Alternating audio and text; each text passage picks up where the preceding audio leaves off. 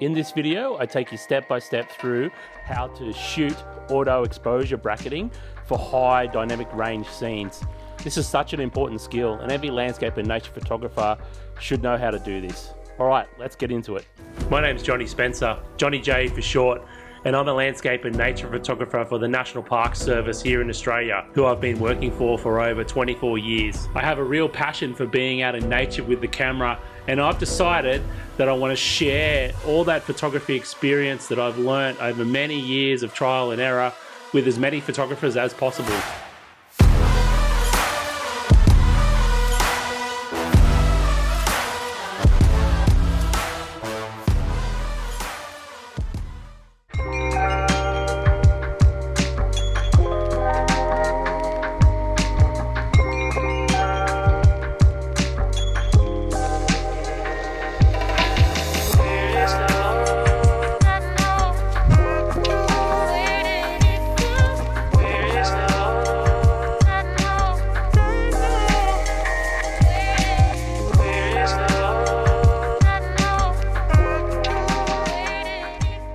Well, hello and welcome to another epic photo adventure.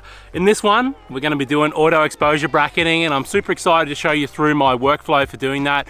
It's great when you've got these high dynamic range scenes like we're going to have today. You can see that sun is absolutely beaming in over there, and it's essential for landscape and nature photographers to know how to deal with high dynamic range scenes. So yeah, should be a good one. So look, we've got about 2 hours till sunset now. It's so nice being able to come out for a sunset for once. I've been doing so many sunrises, so plenty of time to explore around and really have a look. And this location we're at is where I grew up as a kid. You know, I used to spend my younger years of my life up into my teens, you know, hunting around, playing around the bushes here and swimming off the rocks and fishing and spearfishing and things like that. So it's so nice to come back here finally and, you know, just enjoy the place I grew up, really. And it's just the feeling I get when I'm back here, it just floods back all those memories. And that's what I love about photography, just getting out and enjoying nature and coming to locations that, you know, well, you're either creating new memories or like this one, bringing back awesome memories. So super cool. So the location I've come to here, you can see we've got this nice little mangrove tree behind me. There's another one over there, and these nice dark rocks, which are really, really cool. The other thing that's awesome is it's just gone high tide, so it's going to be about an hour and a half after high tide by the time I get to shoot. So it means we've got plenty of water covering, you know, some of these rocks. It should look pretty nice as well. So look, I'm liking this location. I've got heaps of time here. I'll take you for a walk around and let's see if we can find some elements that I want to put in this composition.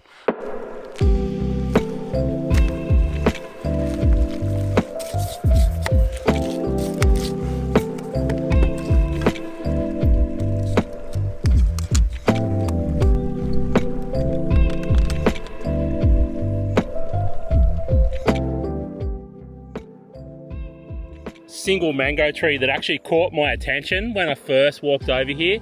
And look at the color of these rocks. They're just absolutely awesome. Really nice and dark and contrasty. I forgot how nice the rocks are actually. And there's some cool grass just over here as well that I'm really liking. It's growing in between the rocks up there. So setting sun's going to be out this direction. So tree, rocks, maybe foreground somewhere over there. So anyway, let's move over there and just see what we can see from that direction.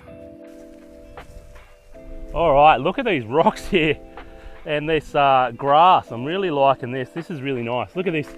Look at this section here. These little bits of grass and bits and pieces there. Really, really liking that. And you can see as we look back up this way, we've got our tree and setting sun over there. So I'm thinking it's probably going to be like a portrait orientation, just taking in this section all the way down here with the wide angle lens. And I really love these grasses. These grasses here between the rocks are just amazing. That is super cool. I think that's going to make for a nice bit of foreground. It's catching some light now, look at it, looks really cool. Anyway, so there's our tree and our setting sun's going to be up over here somewhere. So I'm thinking, yeah, if you could imagine just a portrait orientation coming down through here. Anyway, I think that's looking pretty good. Alrighty, I think those elements are going to work nice together. That grass, the sort of rocky and grass mid-ground, that tree in the background. We don't have a whole lot of cloud. It is predicting to blow some more cloud in around sunset, so fingers crossed that happens. But if it doesn't, the composition I've chosen probably is going to be okay, I think, with not a lot of cloud in the sky, given where that sun's going to be and the placement of that tree. So I am set up, I found my composition. It's going to be a portrait orientation, but I think for the first part, just explaining this auto exposure bracketing, I'll talk you through what in landscape, so it won't be the final composition, okay? So how do you know you need to use something like auto exposure bracketing? Well, it's when a scene has got too much dynamic range, that's too much light between the darks, so the shadows, and the lights and the highlight, to capture everything in one single exposure. Look at this histogram, you can see that's my meter there, this figure here. So as I move my shutter speed, you can see it's saying minus a stop, that's saying it's plus a stop now. But you can see no matter what I do, that histogram is still clipping to the right and to the left, okay? So that's telling me that there's way too much dynamic range in this scene in front of me to capture in one single exposure. So at this point, that's when I need to know I need to capture multiple exposures to get all the dynamic range of this scene that I merge together and create a final image in post. So when you have a high dynamic range scene and you're setting up your auto exposure bracketing, you need to tell your camera how many images to take, how many stops apart. Is we want to look at the histogram and we want to go say to ourselves, okay, if I underexpose my scene now somewhere around 2 stops, so it's saying 2 stops, it's probably about 3 stops I need to go to capture that dynamic range that's out there now. So that's 3 stops under, I suppose, to hold back them highlights, okay? And now if I zero this out again, which is going to be our sort of base exposure, and I open up for the shadows, my shadows are saying around 1 stop. You know, 1.4, 1.3 stops, okay? So that's pretty good. So I know that I need to go at least 3 stops either side of my zero exposure to try and capture this scene out here. So if I go into my settings here, if I hit the function, go into my shooting menu here, and I go down to auto exposure, continuous bracketing. You can see here it says 2 EV, 3 images. So EV is 2 stops, okay? So basically, if I set it to this, my camera is going to take a shot at the normal exposure, whatever I have my camera set at, then it's going to shoot 1 2 stops under, then it's going to shoot 1 2 stops over, okay? And I know I'm going to need more than 2 stops by that little test I did a minute ago. So I need to set this to, let's have a look, what other options have I got here? So not all cameras have the same option. So we've got 5 3, so we've got 3 3, so it's going to shoot 1 at our base, and then 1 at 3 stops under, 1 at 3 stops over. You may find that 3 stops sometimes, depending on your camera and how your camera deals with dynamic range, it may be too much for your camera to handle. So sometimes what I like to do is even go up to 5 images 2 stops apart, okay? So that'll mean my camera will take the base image, then it'll take 1 2 stops under, then 1 4 stops under. Then it's going to take 1 2 stops over and 1 4 stops over.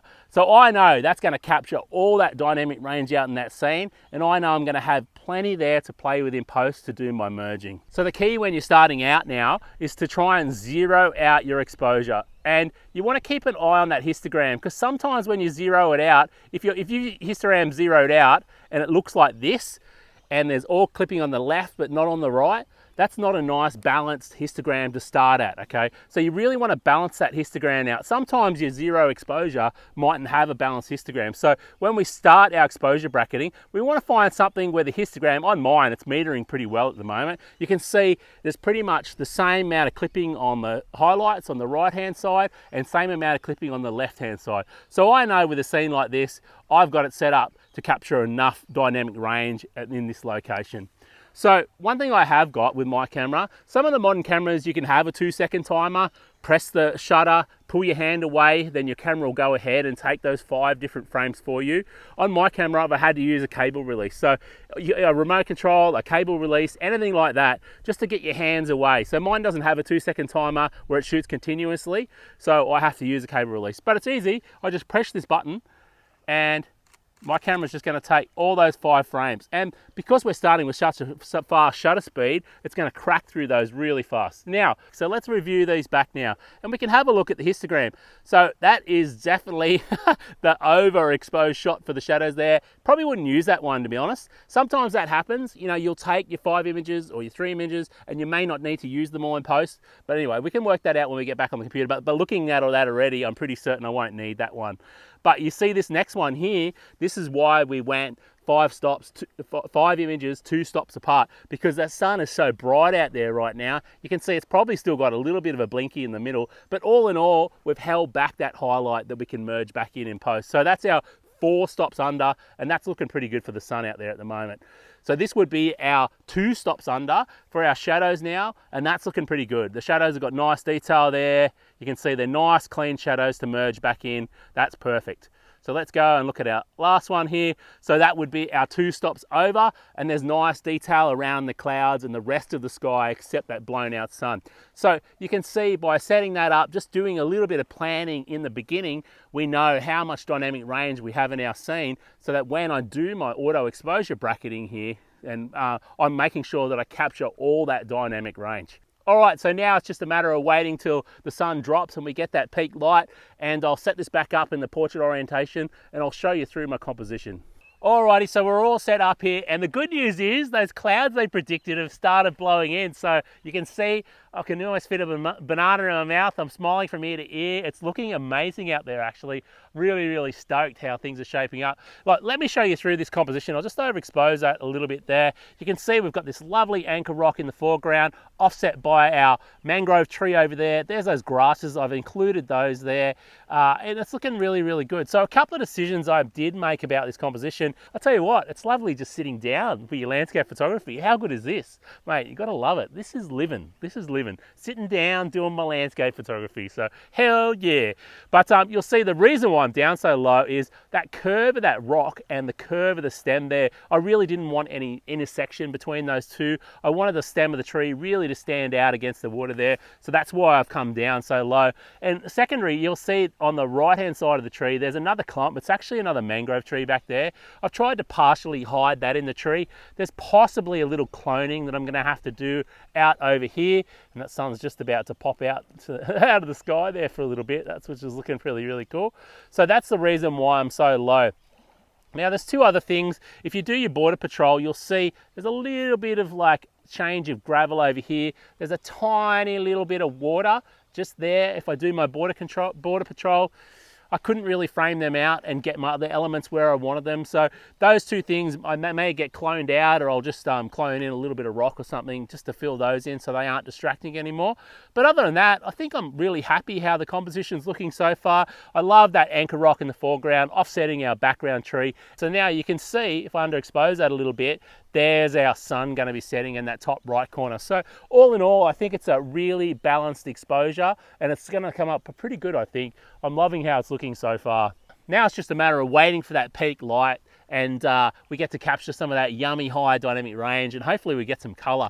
There's still a bit of a gap at the bottom of these clouds, so I'm hoping the sun drops out the bottom and we get a light show. Anyway, that's what I'm hoping for. You never know, I'll take whatever I can get at this stage. When I first got out there wasn't a cloud in the sky, and now we've got clouds blowing in, so just awesome. So this is what I was talking about. So my camera is telling me that at 1/10, that exposure is about zeroed out. And I'm looking at that and it's looking overexposed to me, like way overexposed. If you have a look at this histogram, that'd be on the bottom side there, which is the shadows. You can see it's telling me that this is the zeroed out exposure, and it's definitely not. So for me, if I'm going to shoot this frame, this is what I was saying, you may need to start your exposures something like this, which is, for me, is going to be about a stop under. And you can see that histogram is a bit more balanced out. There's the sort of the same amounts clipping in the shadows that's clipping in the highlights, okay? And that's really going to help. But what I was saying before, I need to get that shutter speed up. So I am going to bump the ISO up to 500, and that's going to allow me to get that shutter speed. So let's go back to our stop under. That's going to allow me to get that shutter speed up to around an 80th. And I feel like that's going to be somewhere close to freezing that slight motion that I've got in that tree out there for our two over exposure. I always say two under. It's so confusing, even I confuse myself sometimes, but it's the slower exposure that for the shadows, so the brighter exposure, that I want to freeze that motion of that tree to make sure we don't get too much ghosting or too much moving between our frames. All right, so I'm going to take my first frames now. And what I like to do is just take a photo of my hand in between the shots. And that just allows me to know where the groups of images are. I can delete them once I choose the ones I want. I don't have to keep them, but it's just nice and handy. It just helps me know which groups of photos are together in the lots of HDR images. Now I'm starting to shoot out there because the sky is actually starting to look really cool. We're getting some real drama out there right now. So if I go back to those frames before, you can see there's our sky shot. If I zoom in there for you, look, we're starting to get some lovely drama, a few rays coming down there. There's no harsh highlights on the water at the moment because it's all being softened by those beautiful clouds blowing through. So really, really happy with that. But I just want to go back.